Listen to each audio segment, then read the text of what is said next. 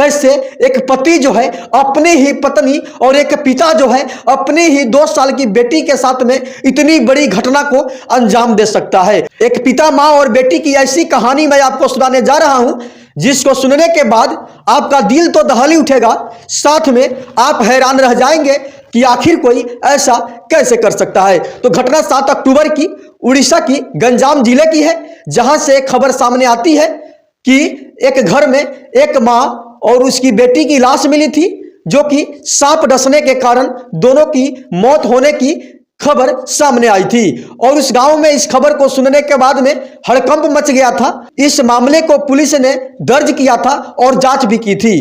Police ने यह खुलासा किया था कि कहीं ना कहीं इस मां और बेटी की मौत जो है सांप डसने के कारण हुआ है। लेकिन इसमें क्या रहस्य है, वीडियो में बने रहिएगा।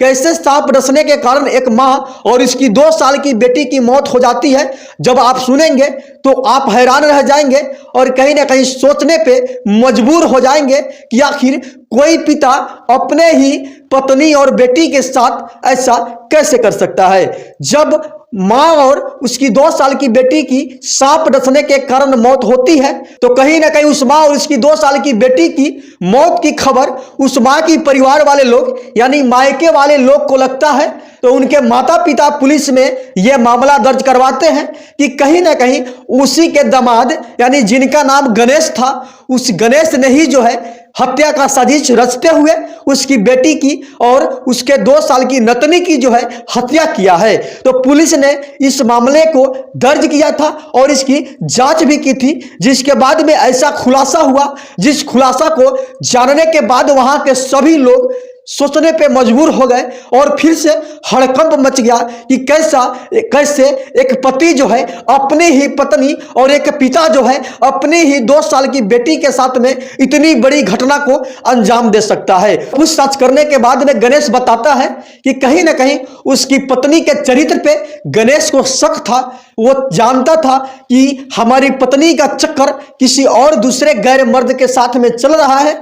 इसके बाद में गणेश ने इस घटना को अंजाम देने के लिए योजना बनाया, कहीं ना कहीं अपने पत्नी की हत्या करने का एक योजना बनाया और सपेरे के पास में जाता है। और सपेरे के पास में जाने के बाद में सपेरा से एक कोबरा सांप खरीदता है और कोबरा सांप को खरीद करके ला करके उसी के लिविंग रूम में जहां पे उसकी पत्नी और 2 साल की बेटी सो रही थी वहां पे छोड़ देता है।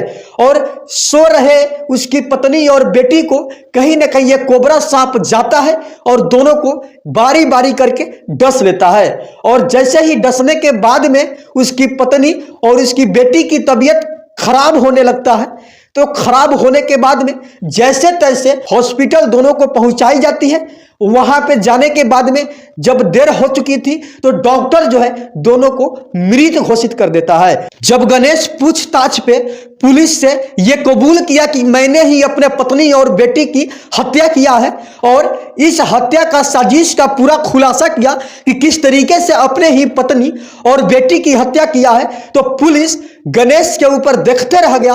और कहीं ना कहीं जब इस घटना को पब्लिश किया गया, लोगों के सामने आया, तो सभी लोग दंग रह गए और हैरान रह गए कि कैसे इस तरीके की इतनी बड़ी घटना को अंजाम गणेश ने अपनी ही पत्नी और बेटी के साथ में दिया। फिलहाल जिस तरीके से एक पिता अपनी 2 साल की बेटी को और एक पति अपनी पत्नी के चरित्र पे शक करते हुए दोनों को मार डाला, इस घटना के बारे में जो भी कुछ कहना चाहते हैं कमेंट बॉक्स में कहिएगा। मिलते हैं अगले वीडियो में नई अपडेट के साथ, जब तक जय हिंद।